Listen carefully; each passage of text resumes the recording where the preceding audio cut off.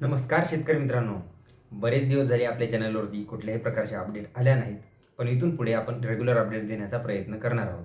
यामध्ये 2025 व उर्वरित जे काही पीक विम्याचे आपले वंचित राहिलेले शेतकरी आहेत, त्यांच्या संदर्भात व्हिडिओच्या मार्फत आपण माहिती जाणून घेणार आहोत.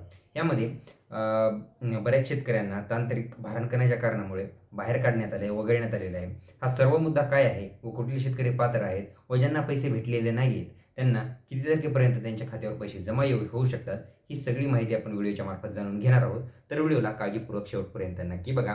आणि त्या अगोदर जर चॅनलवर नवीन असाल तर माझं नाव आहे सम्राट आणि स्वागत आहे तुमचं शेतकरी सम्राट यूट्यूब चॅनलवरती. चॅनलला अद्यापही लाईक, सबस्क्राईब व शेअर केलं नसेल तेही करून घ्या व माझ्या डाव्या साईडला जे काही बेल आयकॉनचं बटन दिसते त्याला देखील दाबा, म्हणजे तुम्हाला पीक विमा व शेतीच्या विविध योजनांसंबंधित माहिती सर्वात लवकर तुमच्यापर्यंत पोहोचून जाईल. तर चला वेळ वाया न घालवता आपण व्हिडिओला सुरुवात करूया.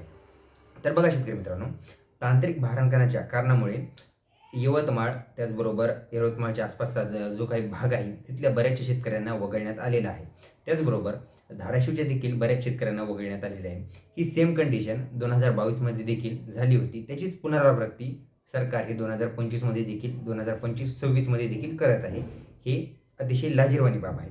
तर ह्याच्यामध्ये बघा, हे दोनच जिल्हे नाही तर बाकी जेवढे जे काही जिल्हे होते त्या जिल्ह्यातले काही तुरळक शेतकरी ह्या भारांकनाच्या प्रक्रियेमध्ये पडलेत, म्हणजेच ह्यांना वगळण्यात आलेलं आहे. तर ह्याच्यामध्ये बघा, मुख्यमंत्र्याकडे देखील पाठपुरावा करण्यात आलेला आहे, पण सुरुवात ही धाराशिवपासून करण्यात येणार आहे. तर ह्याच्यामध्ये बघा, आता यवतमाळ आणि चंद्रपूरसाठी आठवडा ही मागच्या आठवड्यामध्ये एक बैठक घेण्यात आली होती. त्या बैठकीदरम्यान मागच्या आठवड्यात देखील घेतली, आढावा बैठक घेतली.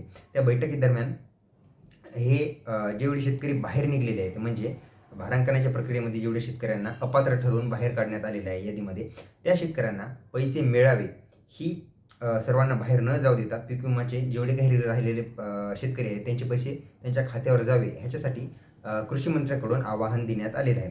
तर ह्याच्यामध्ये बघा, कृषी मंत्र्यांनी ह्याच्यामध्ये आवाहन दिलेलं आहे आणि कुठल्याही प्रकारचा कोणताही शेतकरी वंचित राहणार नाही हे फक्त आवाहन भेटण्यात आलेलं आहे. अजूनही तुमचे पैसे कधी येतील ह्याच्याबाबत कुठल्याही प्रकारचा कन्फर्म असा पुरावा दिलेला नाही आहे. यांनी फक्त आढाव्या बैठकी झाल्यात, त्या बैठकीदरम्यान यांनी निर्णय दिलेले आहेत.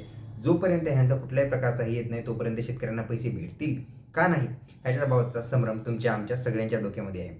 तर ह्याच्यामध्ये आपण बऱ्याच ठिकाणी पाहिले की बघा, 2024 व 22 नंतरचे जे काही वंचित शेतकरी होते त्यांना पीक विमा भेटला, पण ते येता खूप उशीर झाला. व याच जिल्ह्यांमध्ये परभणी जिल्हा असेल, यवतमाळ असेल, धाराशिव असेल, बुलढाणा असेल, चंद्रपूर असेल, ह्याच्यामध्ये बरेचशा शेतकऱ्यांना पैसे मागच्या काही दिवसांमध्ये भेटले. फेब्रुवारी मार्चमध्ये बऱ्याच शेतकऱ्यांना, मी असं म्हणत नाही की पैशांचं वाटप झालं नाही, पण पैशाचं वाटप होऊन देखील काही टक्के 10% शेतकरी अजून देखील त्याच्या वंचित आहेत त्या रकमेच्या ह्याच्यामध्ये.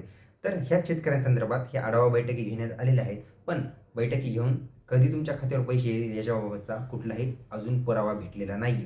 ह्याच्या संबंधित जर ऑफिशियल जी काही न्यूज येईल ती तुम्हाला मी आल्यानंतर लगेच सांगेल. खोटी आशा देऊन तुम्हाला देखील मी आशेवर ठेवू इच्छित नाही. आपल्या चॅनलवरती अतिशय पुरेपूर आणि प्रॉपर अपडेट येते. अपडेट यायला वेळ लागतो, पण अपडेट येते हे आम्हाला सगळ्यांनाच माहिती आहे.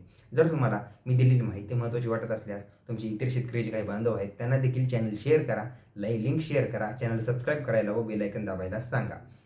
ही मला देखील मदत होईल, बाकी शेतकरी बांधवांना देखील मदत होईल व तुम्हाला देखील माझ्यामार्फत मदत होत राहील. तर चला, ह्याच्या संदर्भाची तुम्हाला माहिती दिलेली आहे.